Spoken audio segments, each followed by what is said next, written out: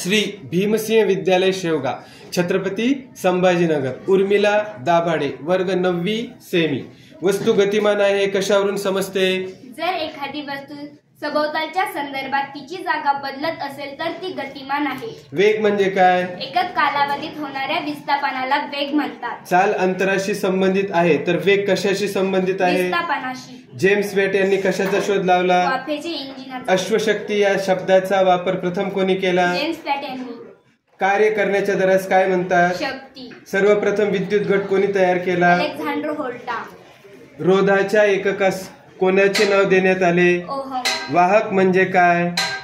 ज्या पदार्थांची रोधकता खूप कमी असते त्यास वाहक असे म्हणतात। धनप्रभारित आयनांना काय म्हणतात? कॅटायन।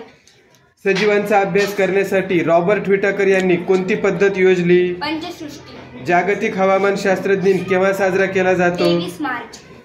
वाटाण्याच्या रोपावर कोणी प्रयोग केले? Geiger Johannes Mendel. उतीचे प्रकार कोणते? सरळ उती आणि जटिल उती। मूळ व खोडांच्या टोकाशी कोणती उती आहे? प्ररह विभाजी उती। उती कशाला म्हणतात?